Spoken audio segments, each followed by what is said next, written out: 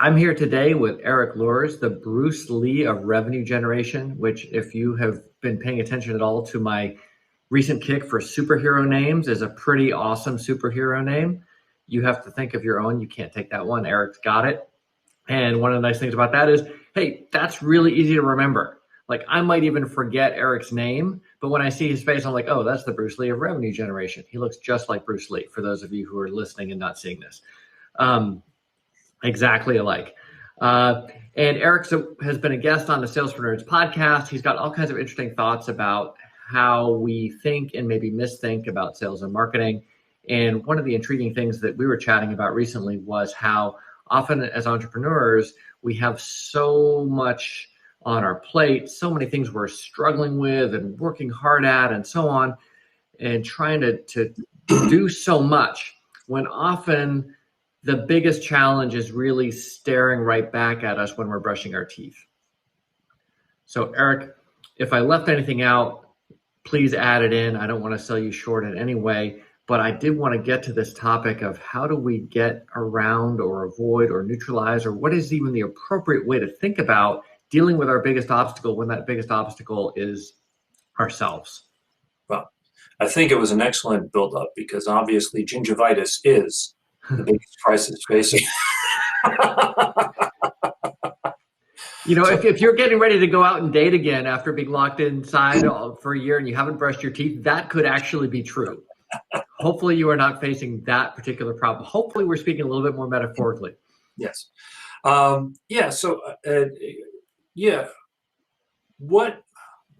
COVID has done, it has created a year of forced isolation. And a lot of people who used to be able to go out and do busy stuff have not been able to. And so they've had to look at their business and, you know, going up, down, sideways, whatever, from a new viewpoint. And they go, okay, you know, I want to grow my business. My business isn't growing, whatever the case may be. You know, it was going up, let's say 18% a year for 4 years, and now all of a sudden, boom, it's hit a wall. And they will go and look at, they'll say, okay, I want to grow. So how do I grow?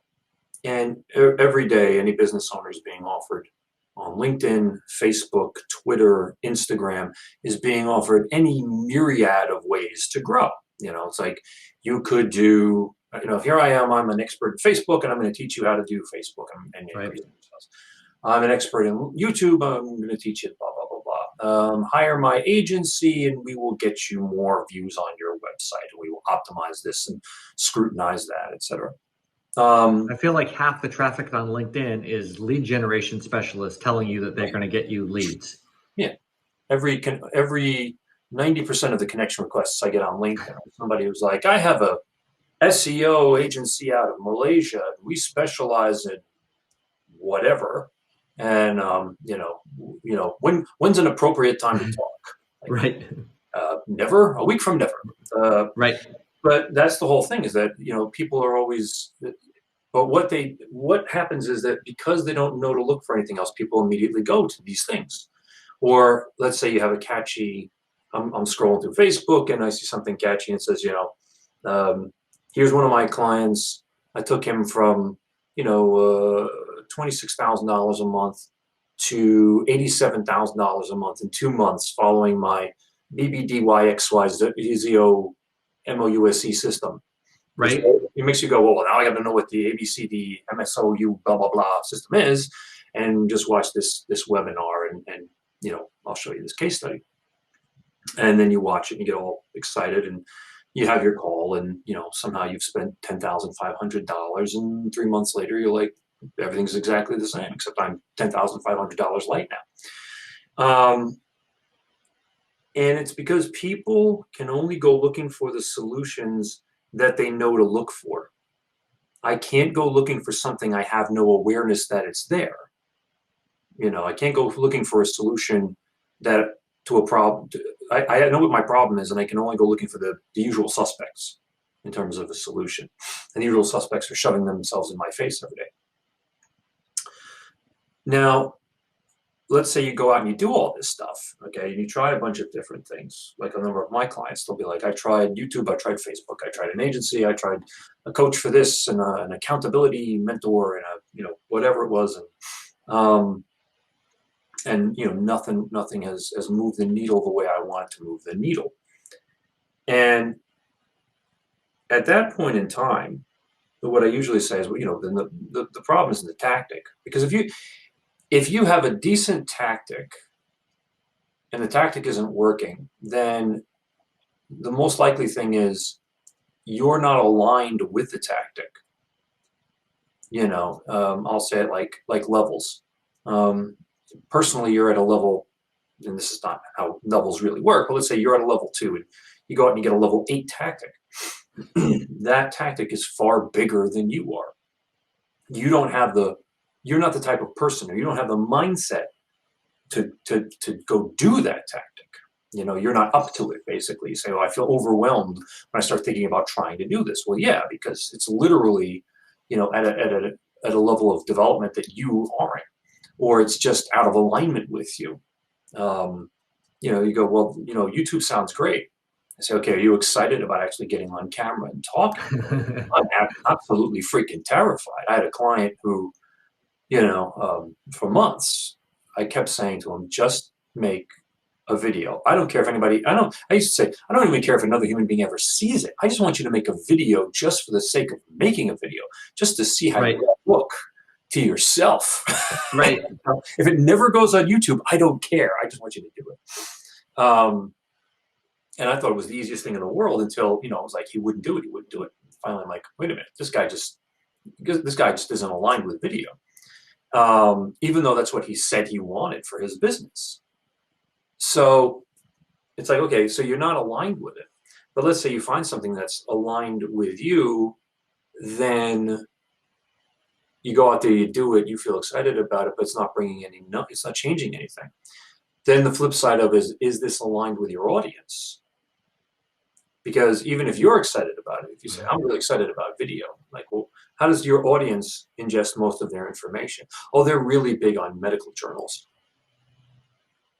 Okay, and they're not looking at YouTube, they're reading medical journals. Yeah, and you're doing TikTok. Okay, good choice. That's going to work.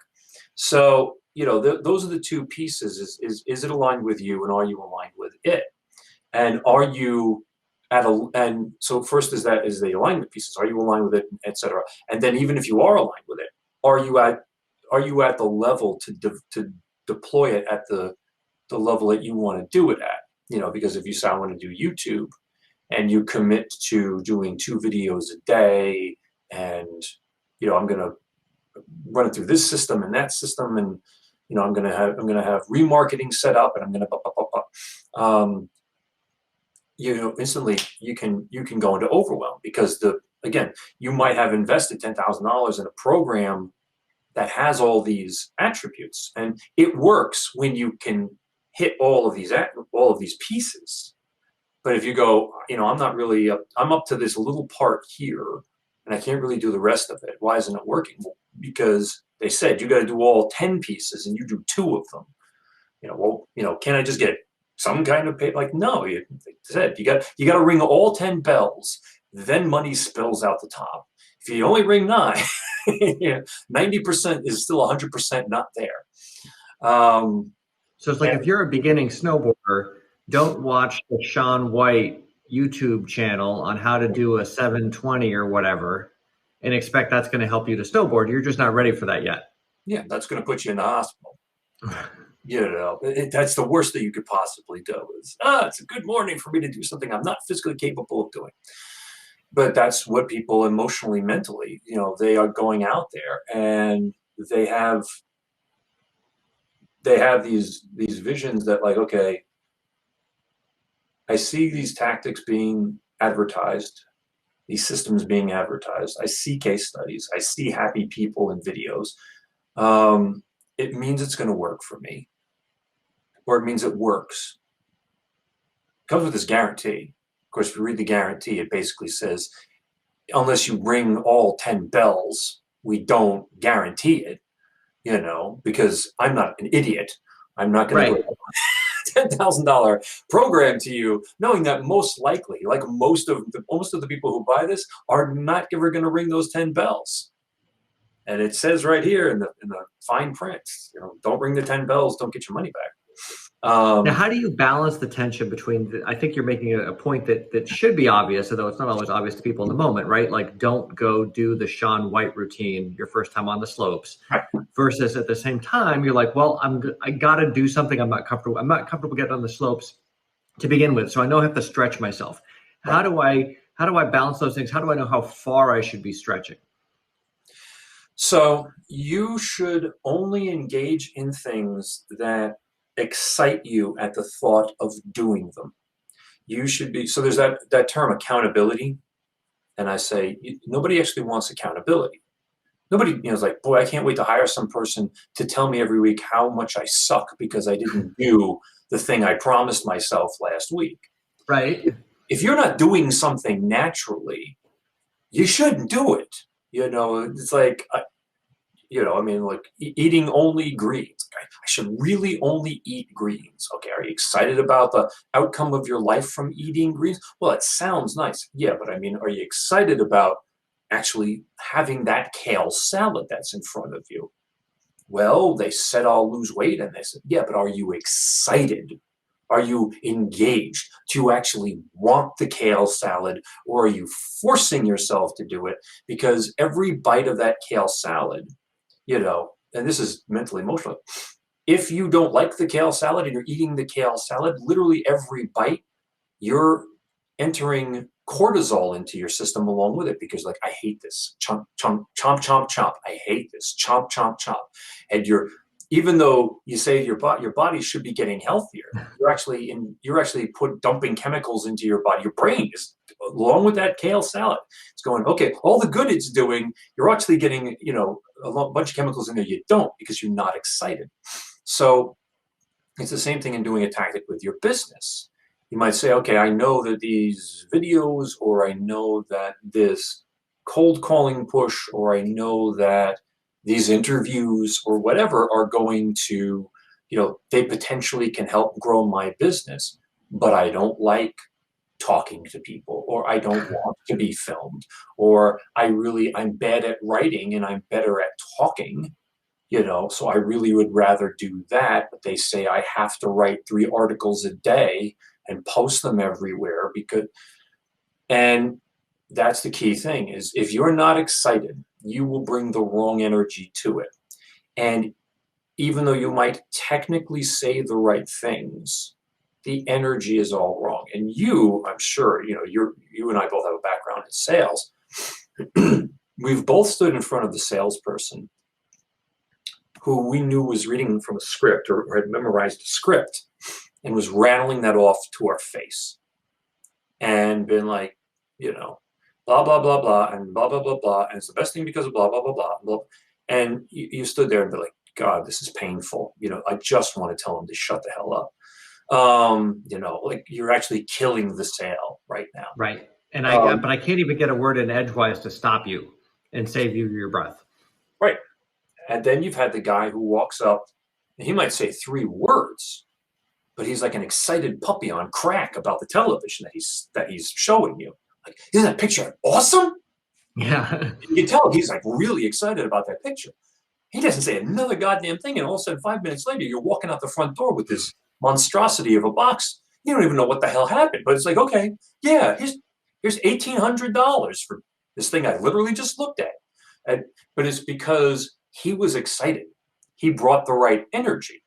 Now, if he comes in and he says the same script, it's okay, because if he's in love with the thing and he's aligned with that script, boom, boom, boom, boom, boom, then it's flowing from it, and we're getting that energy. And it's the same thing if you go and you do a YouTube video. If you go and force yourself, I've seen people who are like, my name is Jeff, and today I want to talk to you about the value of compression in adjusting your spring coil for the XYZ mechanism in this machine. Right. I have a PhD in boredom, and I'm going to share that with you now. Pokey finger. Right. And it's like, okay, this is torture. And it's torture for him. It's torture for me. It doesn't build any credibility with the company because I'm not getting the intelligence doesn't impress me. There's an old, I studied transcendental meditation, among other things. And one of the things they teach us in TM is that the content is meaningless. The content that, is in your head. And so to me, I've extrapolated this out to the actual whole world. The content is meaningless. It's the intent that has meaning. And even in NLP, they taught us this years ago. They said, if you have enough rapport with somebody, you can bark and get them to change in neuro-linguistic programming. And at first time I ever heard that, I said, that's the stupidest goddamn thing I've ever heard in my life. I said, but as I studied neuro-linguistic programming, I came to understand that connection with another human being, if you really have a deep connection with another human being, you can say almost nothing, but get the outcome that is best for them and best for you because you have that connection and you have that desire and you have that intent. Whereas we've had people sit in front of us and give us all the content and not been persuaded. Now, something sorry, go ahead. I didn't mean to cut you off. No, go ahead, please. I just wanted to segue from something you said because it struck a chord with me. The people who are not excited, but if you actually roll up your sleeves and work on a project with them, suddenly they're like, oh my gosh, look at this coil. This is one of the 8082s that they came out with last year, and it's a really big improvement over blah, blah, blah, blah. And they're super excited. But then when they're in front of the camera or they're in a sales meeting, then they're like, oh gosh, I'm not doing my thing. I'm doing quote unquote sales. I'm doing quote unquote marketing, whole different thing. And they freeze up. And I know this happened to me through personal experience, and it was terrible. People were like, I don't understand. We brought you in this meeting. We had this great meeting last time, and then I brought you in front of my VP, and you sucked. I hate to tell you this, but you really sucked, and you made me look bad because you stood there like a robot. And I was like, oh crap, I need to get better at selling. And I thought about it all the wrong way until I backed out and said, well, no, I'll just let's just talk about your problem the same way I would if you were paying me already. Yeah. And then I can just be natural and do my thing. And there's a whole different energy. And I see this time and time again with people who love what they do, but find the sales and marketing stuff kind of icky, right? They get it. They're like, oh, now I'm doing sales and marketing. I'm freezing up. And all that passion and energy and just that vibe that makes you want to hold their hand and they can take you where you need to go disappears. Yeah. Is that one of the things that you're talking about? Yeah. So, there's that old expression, telling isn't selling.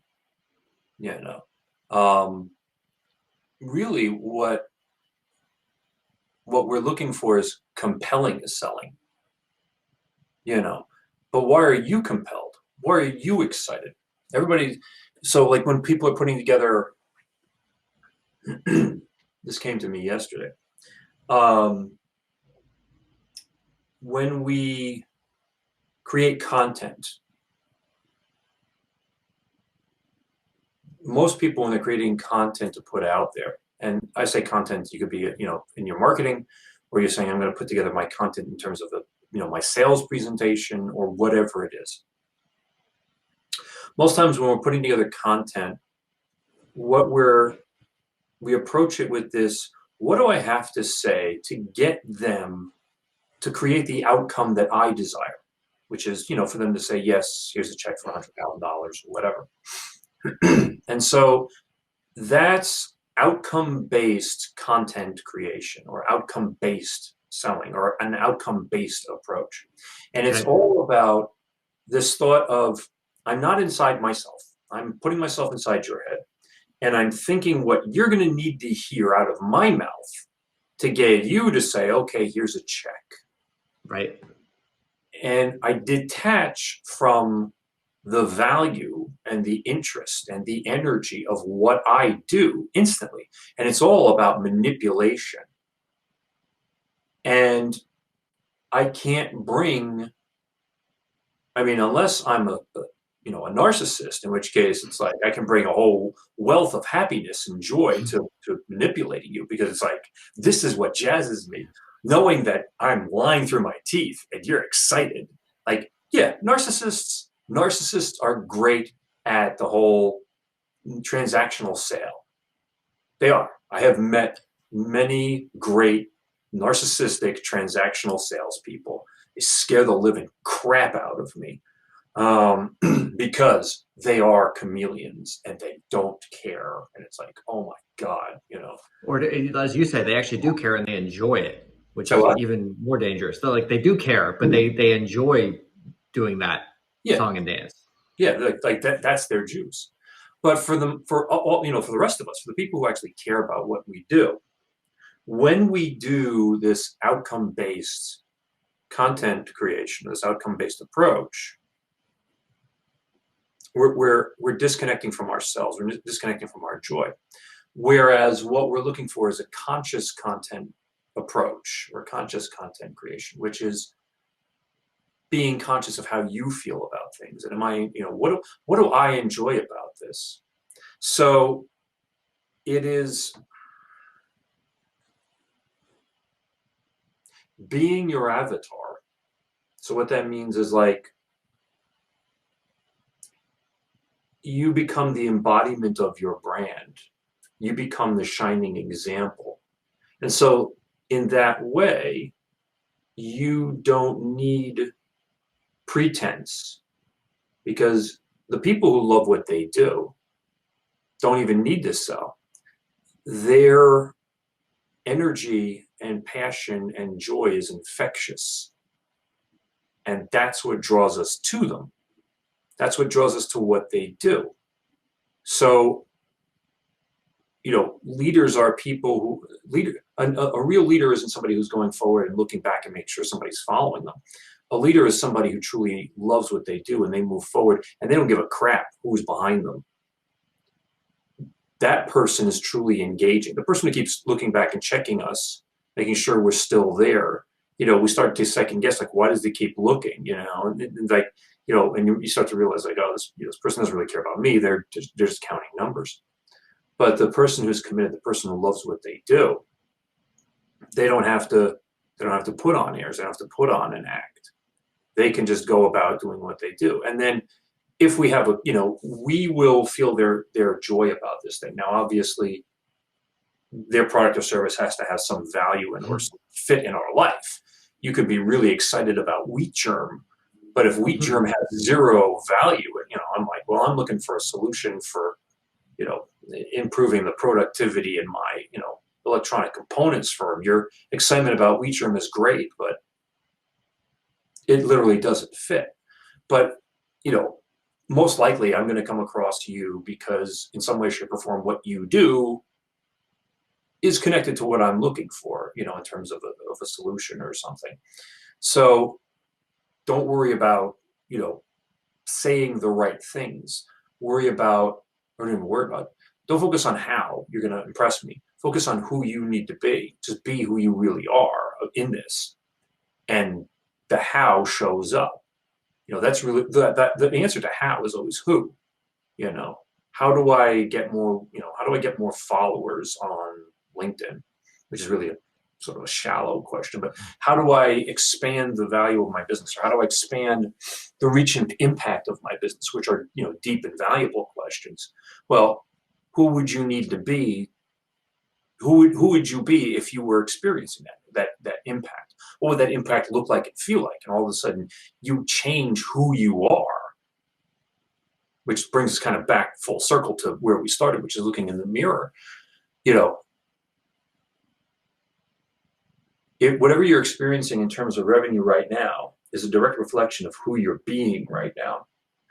So when people say, I want to go from $500,000 to $1 million a year, I always say, well, you can't. Because the version of who you are right now is a $500,000 a year version of you. And they're a wonderful person. I love them very much. They ain't going no further because you've been stuck at $500,000 for 3 years, which means this version of you has hit the end of the road. So you got to make a decision. Are you okay being $500,000 a year version of yourself and staying there And you know what? The vast majority of people are, because the vast majority of people will always say, I'll choose the devil I know over the devil I don't. Or, well, I got kids in college, or I got, fill in the blank excuse to stay at $500,000 a year. But I'll keep trying with Facebook and YouTube, and, I'll invest I've committed to investing $20,000 a year into education and marketing growth, whatever. Okay, great. Have fun. You'll learn a lot of stuff. And, if you really try hard, maybe you'll get to 600,000 in several years, and you'll be working an extra 12 hours a week, but you'll reach 600,000. Conversely, you say, okay, I want to go to $1 million. Well, then it becomes, you have to figure out what that's going to look like and feel like, what that experience is going to be like. And then who is that version of you going to be? How's that person going to wake up? How's that person going to start their day? What is that person going to do during their day? Now, if your thing is, well, I go to the office now and I spend 8 hours and I look through a bunch of reports, and my vision of myself at $1 million is I get up and I do 8 hours at the office and I look through reports, you ain't going to $1 million. So you have to say, okay, well, I guess that person would, be doing this, and and they would be doing that, and they'd be experiencing this, and they'd be handing off this kind of work, or they'd be, subcontracting to these kind of people, or they'd be, oh, okay, yeah.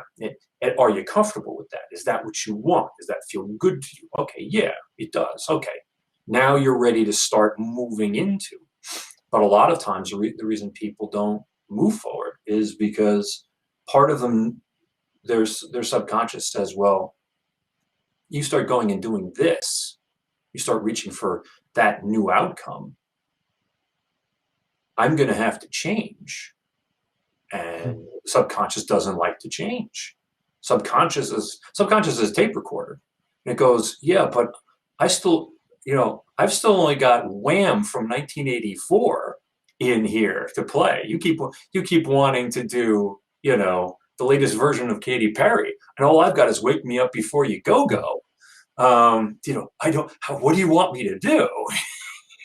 Depending on how old you are, you may or may not get these references. Right. Sadly, I get the references. Right.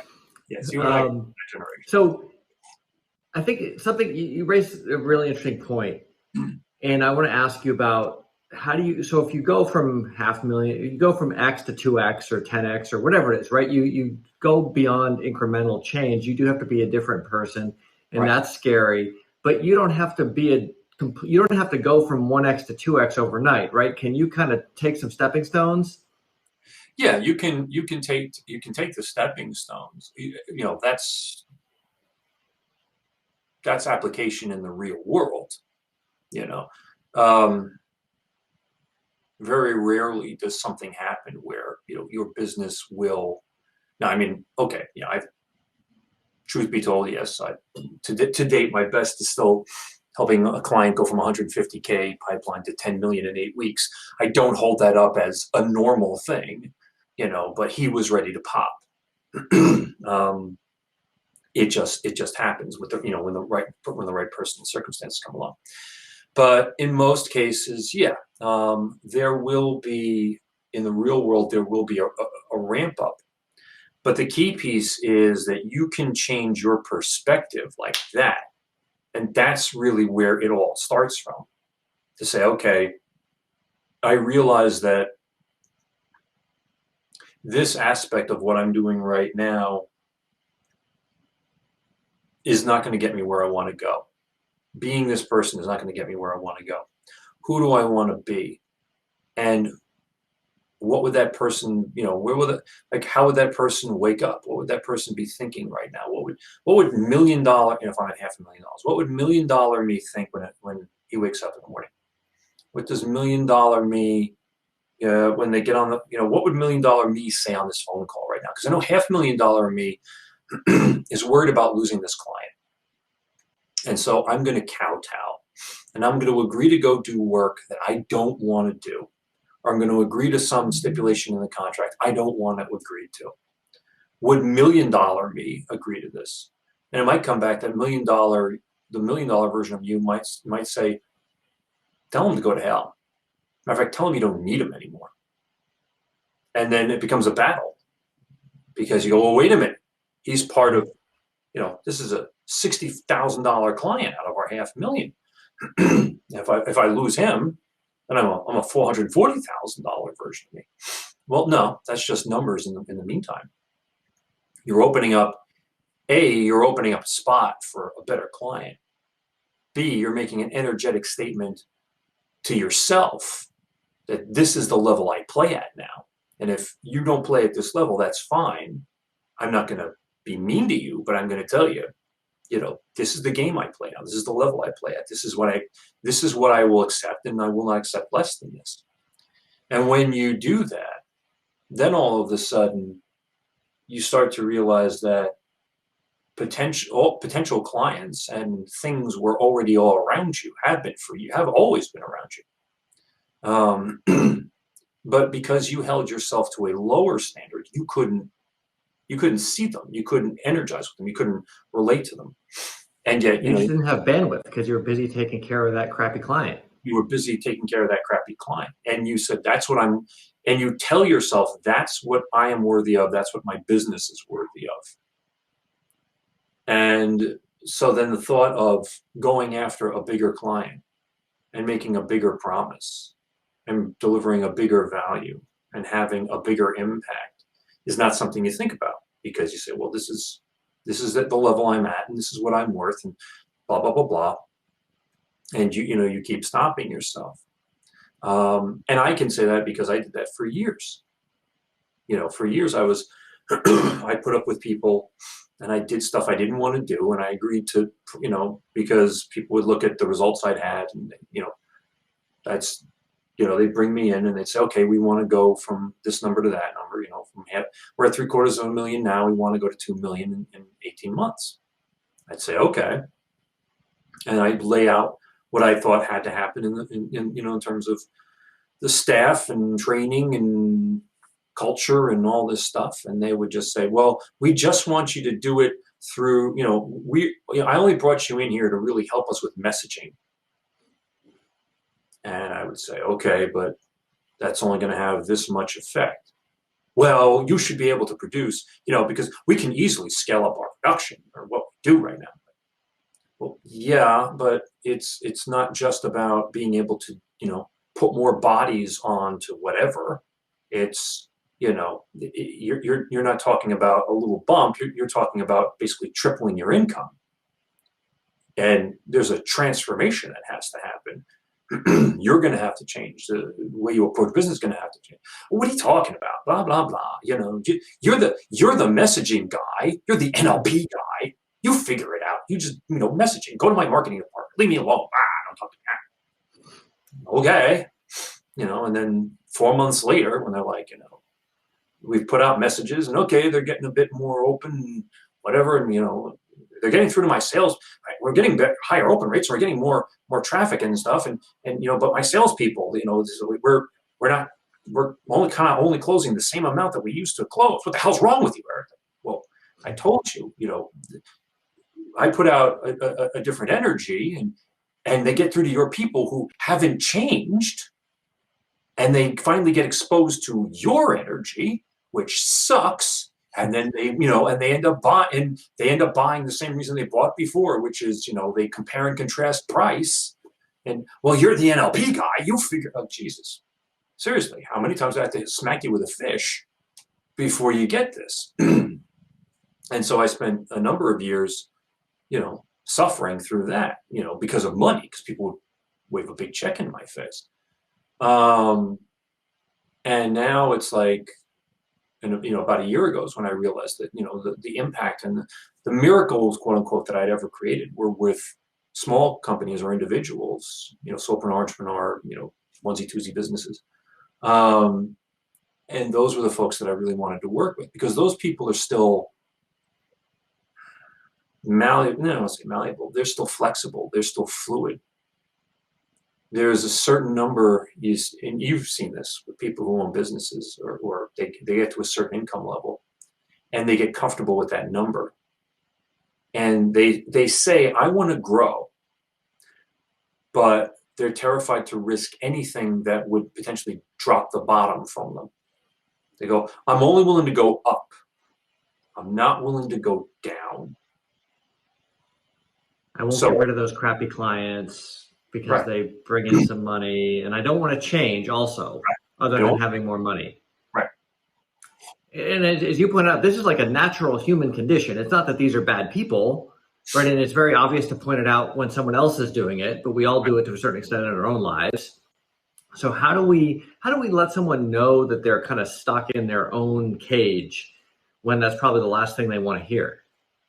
How can somebody realize it?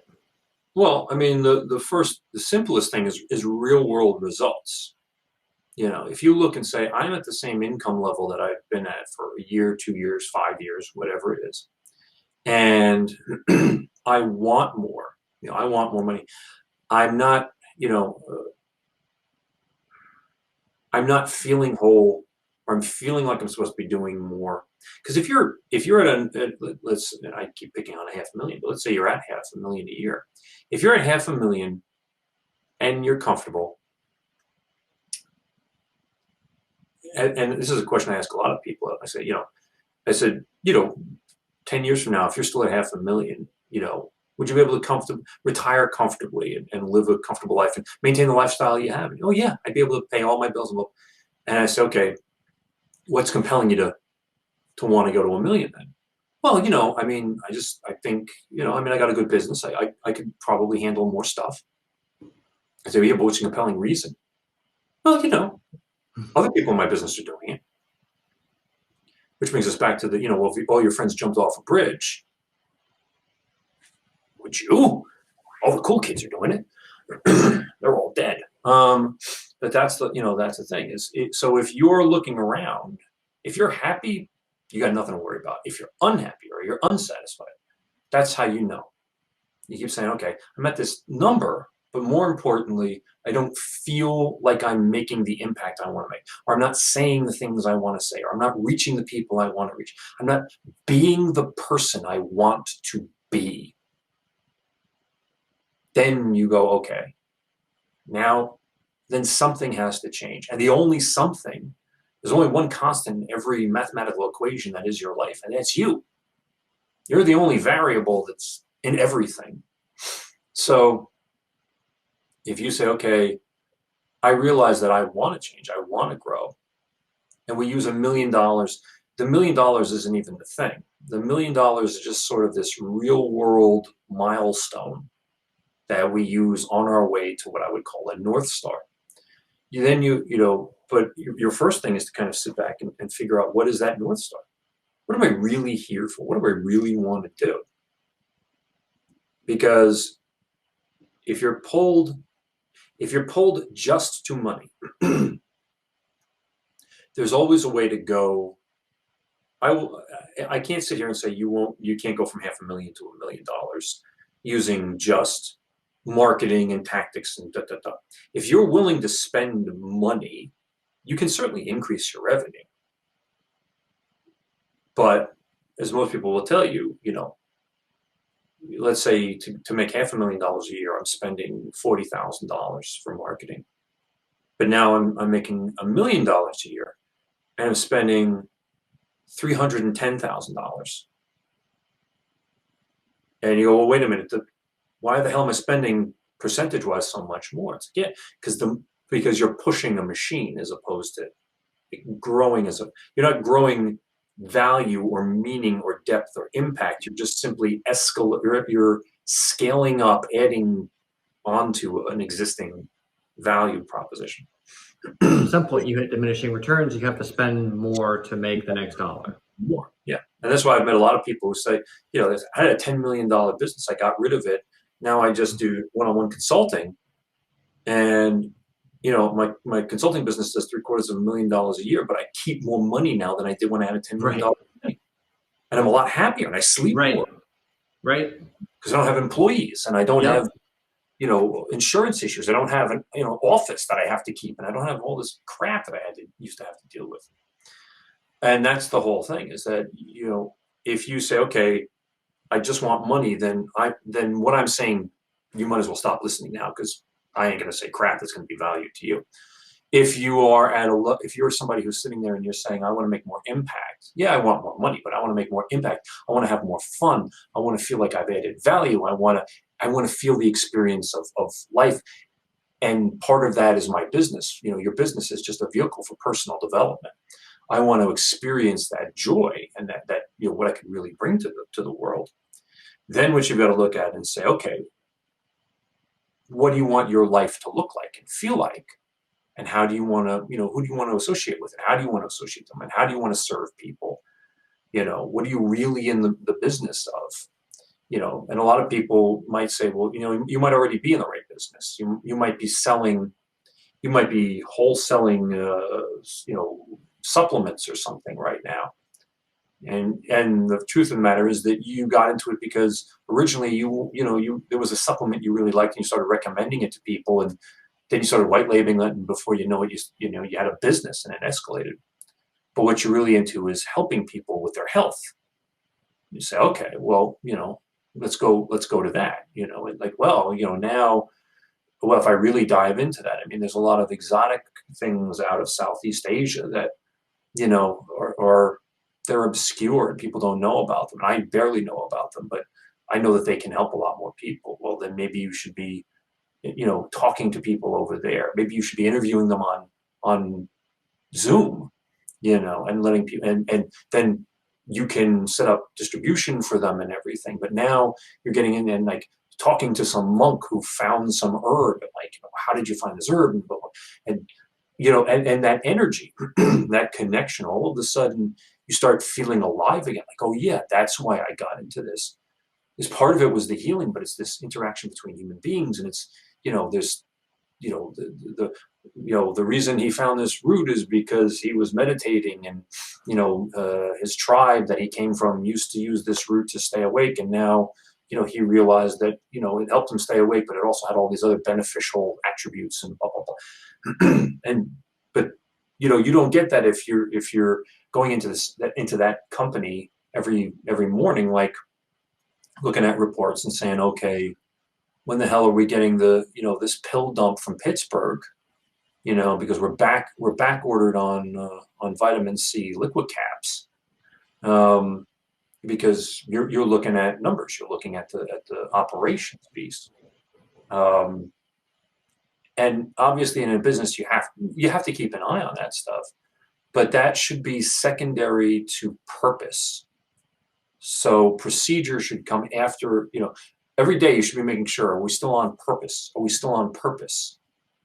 So, like before you turn on your computer, get into your office, and just go around and ask everybody, do you still feel like we're on purpose? Hell, when was the last time, if you have a business, you have employees, when was the last time you ever walked around and said, do you even know what the purpose of this company is?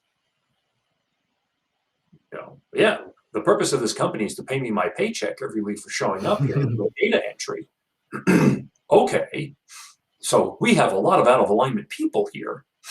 And then you come back, but then look at yourself again, brushing your teeth in the morning. Am I on purpose? Right. Do I commit this day to being the version of myself I want to be and bringing that business to the world? Because if you can do that, if you can look at that person in the mirror, know that you're on purpose, know that you believe in what you're doing, and believe that you're going to connect with the right people, and that you don't need to put on airs. You simply need to share your passion and the value you see from what you sell, and that the right people will be drawn to it. Then you will make money. And if you want to, people say scale. Scale comes from the word escalate.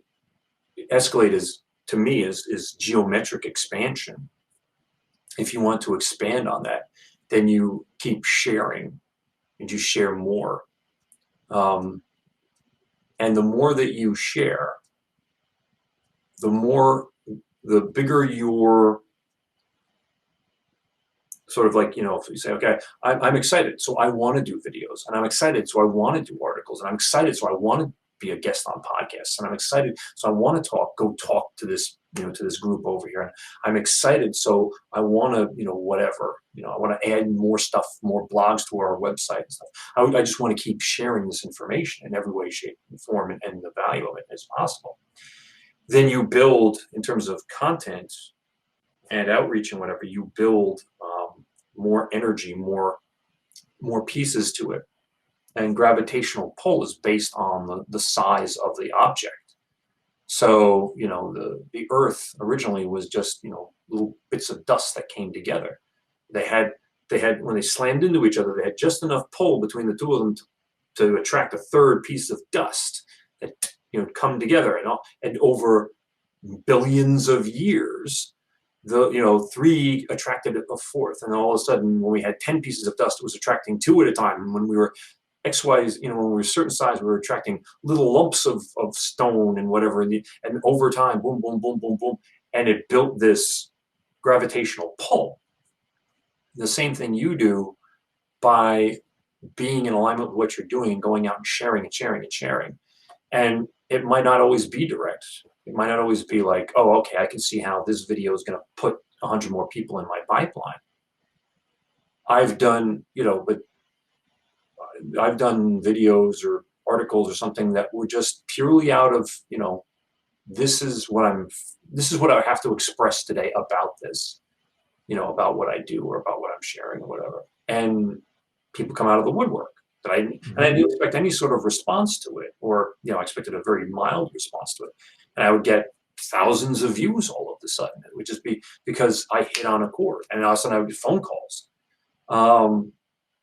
So it's really that thing is that, being in alignment, going out, sharing from your heart and from what you really care about, your passion, and you will find, that you're going to grow.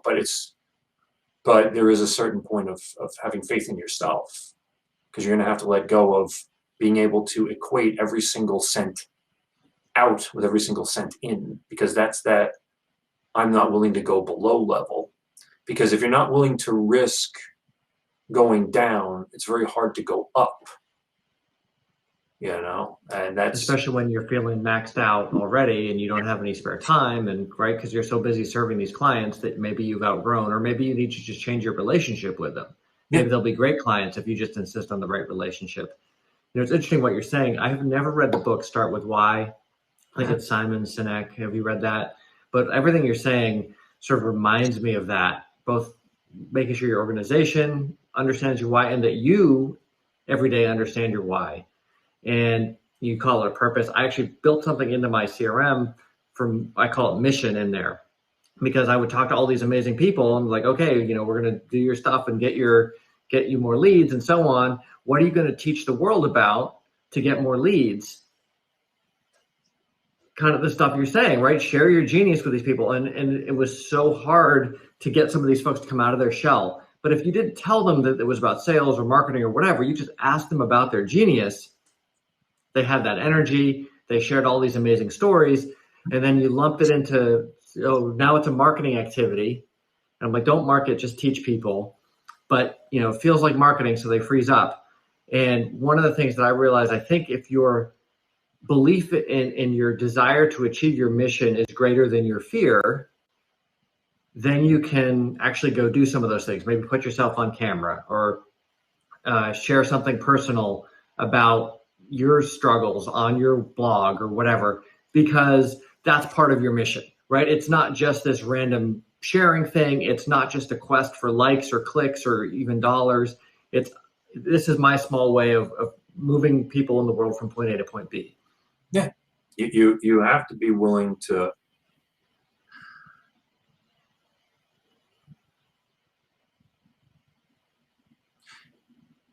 I want to be careful and make sure that I don't make it sound like absolutes. Okay. So there are different types of people in the world. And some people in the world, like I said, you can go from $500,000 to $1 million or $10 million purely by, utilizing marketing techniques, et cetera, et cetera. But if you're not in passion, the more money makes you more of what you are. So the higher you go income wise, the more, like if you're terrified of losing money at $500,000 a year, by the time you get to 3 million, you're absolutely petrified of losing money. You get to 10 million, you live on eggshells every day that the bottom is going to drop out. You magnify your weaknesses as well as your strengths. So if you go and you say, okay, and that's if you're that kind of person. But if you're the kind of person who is driven by a passion, driven by a purpose, then you don't have to worry about, you say, okay, at the end of the day, my job was to be here, was to do this and share this information with people and to make a difference in their life that way. And then whatever comes of it is what comes of it. And I mean, if you look at like a lot of these self-made millionaires, like people who have, $500 million business and $1 billion businesses, and and they all sit there and they say the same thing. They're like, yeah, I started this actually as it's kind of like a philanthropic thing on the side. I was a coder at Google or something, and I started this shoe business on the side because, to be honest, I just wanted to get a better price on shoes, and so I had to bulk buy from wherever. But I realized, boom, boom, boom, and they didn't fit right, and so I found a better design, and all of a sudden, before we knew it, we had glue-on shoe on, and right, and now it's valued at $750 million, and I rang the bell at the Wall Street, on Wall Street and everything. I'm all happy. But they all started as a passion project, and you could tell that they still love it, they still enjoy it, and even though they had to scale and they had to do whatever, and maybe they have more corporate work that they do as part of it, it will continue to expand geometrically because there's that passion part behind it. Because it was a mission and it had a meaning, and that meaning is, they say, how did you start? Well, I used to just post stuff on Twitter about it and Instagram, pictures about these shoes that we were working on, and we would ask people like, what do you think of this color? And they'd be like, oh, blah blah blah, and it should be orange. And then people would start and they give us feedback on this, and then we would just sort of interact, co-creating these shoes, and this co-creative shoe community, and all of a sudden, Glue-On Shoe One was born, and boom, and that's this whole thing is, it's just an experiment, but in today's world, that's how it works. There's a lot, you have your McKinseys and whoever else who come out and they've got their playbook. They say, this is the same system that's worked for 110 years in business. And if you apply these same principles and we create these binders for you, magically, whatever, things will scale for you. And the guys come in and they spend 6 months there and they do God only knows what aside from run up your lunch bill. And then, after 6 months, they give you the binders and you hand them a big fat check and they leave. And 99 times out of 100, you don't apply anything. You can't even understand what the hell they've offered you. But it's basically, they look at your business and they said, well, if you ran your business according to our 110-year-old system, this is what you should be doing. It's basically what it is. We've told you how to make your business fit into our model. Take it or leave it. Thank you for the $2 million check. And the lunches. And that's fine, but that's not what's really working in the world today. That you can try to horseshoe yourself into those old systems, but that's not passion based. That's procedure based. That's operation based. And again, there are people out there who that's what they want. They just want the money. They just want guarantees, and they just want to, they want a set system that, some other guy figured it out. I plugged it in and it does what it's supposed to do. And okay, yeah, I used to get $1 for every dollar I spent on marketing. Now I get 60 cents a dollar. Instead of getting $2 back, I get $1.60 back. But hey, whatever, I'm at 10 million as opposed to a million. So I'm technically making more, blah, blah, blah. Okay. But, that person, energetically, that person's going to suffer emotionally. They're going to pay a big price. And I know I kind of keep running over the same ground, and everybody's sitting there going, okay, Erik, but how do I take this and make money with it? How do I take this and expand? So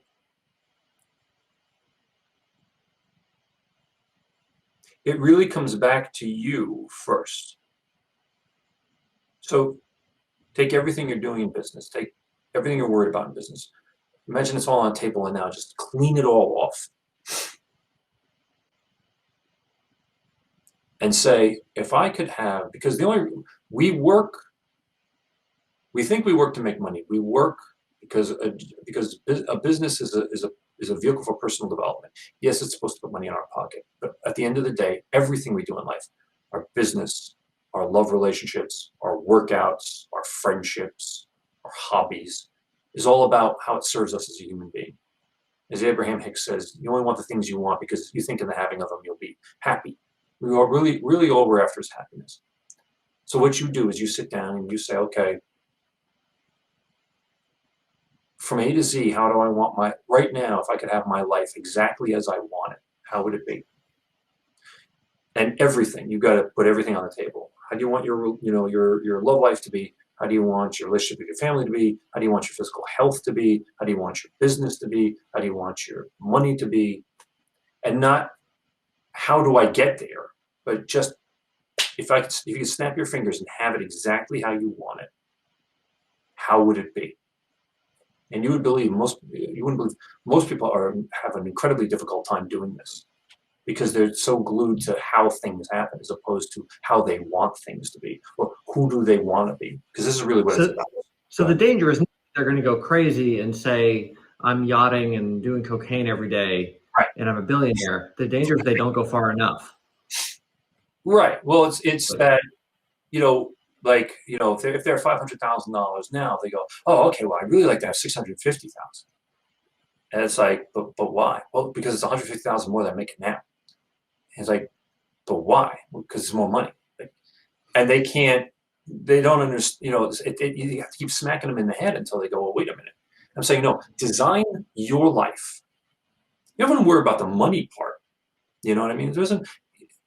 I have enough money to afford the lifestyle that to travel I want to be able to travel as I want to travel. I want to be able to live in whatever house I want to be able to live in. I want to be able to eat healthy foods. I want to be able to vacation, a couple of big vacations a year and small ones when I need them. You don't even have to put numbers.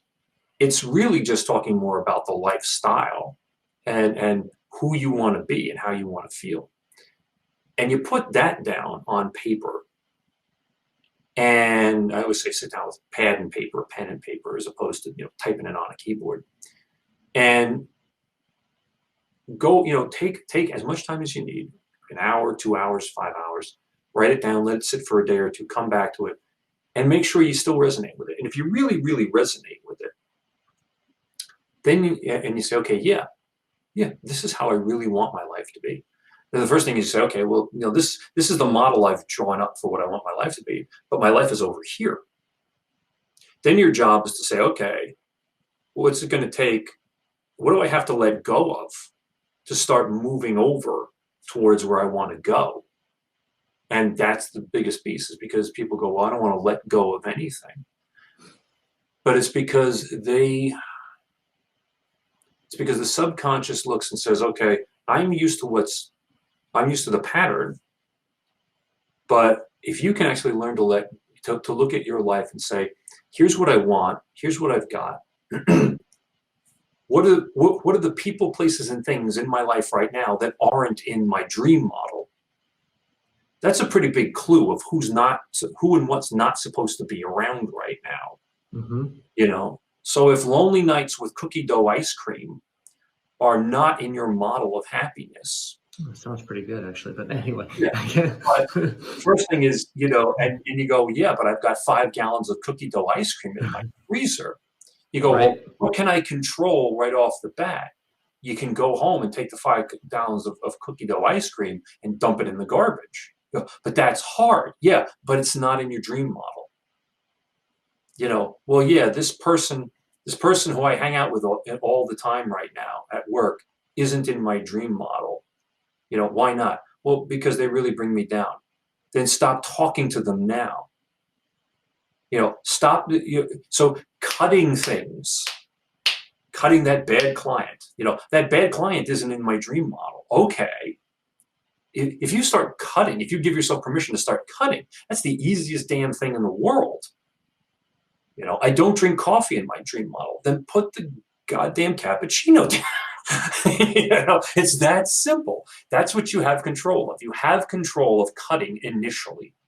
Adding comes second, but you can cut unless you physically need something. Like insulin's not in my dream model. Okay, well, wait a minute. Yeah, that you kind of need at least until you can find a diet that gets rid of your diabetes, which supposedly they're out there. But that's what I'm saying is, there are certain things you go, okay, pharmacy, my certain prescription drugs, you don't just drop those, but certain people, you can drop certain people right now. You can drop certain foods right now. You can drop certain activities right now.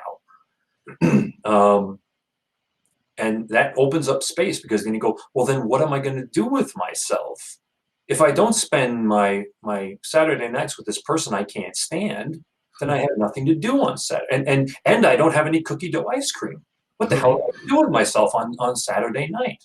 Well, what's one of the things that you do have in your dream model?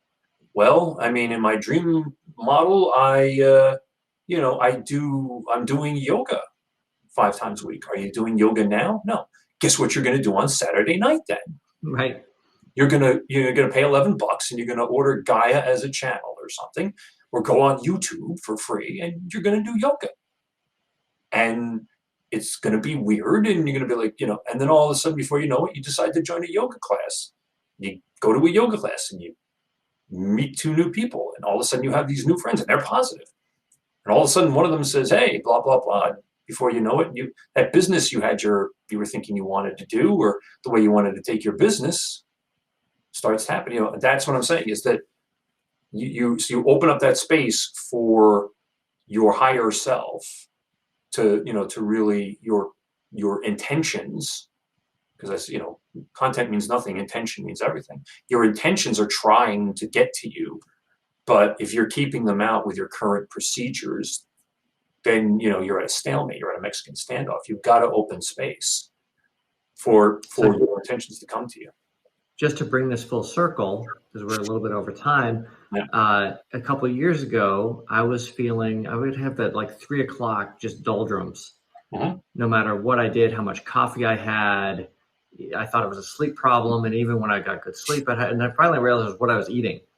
I was eating things that would make me sleepy in the middle of the afternoon. So I'm like, I'm going to stop doing that, because even though I like eating them, I don't really like being asleep, or risking falling asleep in the middle of the afternoon, especially if I'm driving my kids somewhere. And I'm like, I'm going to learn to like salad. And so the funny thing is, right before we started talking, I ate a kale salad, which I love. I literally crave it. Yeah. But I didn't when I started, because that seemed absurd, right? It wasn't in my mental model that I could, but I was like, let me give it a shot. And I had tinkered with how to make the dressing and different proportions of this and that and the other thing. And I'm like, you know what? This is better than the sandwich or the slice of pizza or the other stuff that I used to eat back when I made fun of people who'd eat a salad for lunch. But I want to be the kind of person that has energy all afternoon. And here I am, and it's great. And I don't need another cup of coffee, and I'm not going to fall asleep. And I really like the salad. So, and then it's funny because you're like, do you really want to eat? Well, I don't just want to eat kale. That's for sure. But can you make this change if you go through it? Yes. And I love that advice about start by getting rid of the stuff that you need to get rid of, so you have space to just think and maneuver and change trajectory. Yeah. Because as long as you maintain what you're doing, you're always going to have an excuse of, I don't have bandwidth. Right. It's like you're lugging around heavy weights with you, some of which maybe you have to lug around, right? You might have to lug around your insulin pump. You have to deal with, waking up in the middle of the night to change your kid's diaper if you're at that stage in life, and so on. It's not all just, by design, but some of them, there's a lot more control over getting rid of those weights than you might think, right? That colleague that drives you crazy, maybe you can't get rid of them entirely unless you quit. Maybe you quit, right? Or maybe you do something else, but you can change the way you interact with them. The client that's dragging you down, you can change the way you interact with that client, put it on your terms. If we're going to keep working together, it's going to be like this. If they don't want to do that, then they can go, right? And even just taking that proactive step of, I'm going to be in control of this, I think gives you a lot of spiritual lightness. Mm-hmm. Yeah. Anyway, any parting words for people? I know you said go write these things down, figure out what you can cut out. Where are people likely to get stuck when they do this, and what should they do next? And where can they find you if they need to look to you for help? Sure. So quick wrap up. Go and write your perfect life the way you want it to be. And then from there, go and make the cuts. And then, people usually get stuck on giving themselves excuses for why they can't cut something. And, the key thing is always to kind of hold yourself to task, be your own accountability coach, and be like, what do I want more? Do I want the Doritos more, or do I want the healthy body more? And sometimes you got to be an SOB to yourself, but be an SOB to yourself, because you want to know what? You being an SOB to yourself beats somebody else being an SOB to you. Because you're going to be the nicest SOB to yourself that anybody's going to be, but be an SOB to yourself. And just keep going, because you have the strength within you to make the business, not only the business, but the life that you desire happen. Just keep going, and just keep cutting and adding. Before you know it, you'll have cut and paste your way to the life that you actually desire.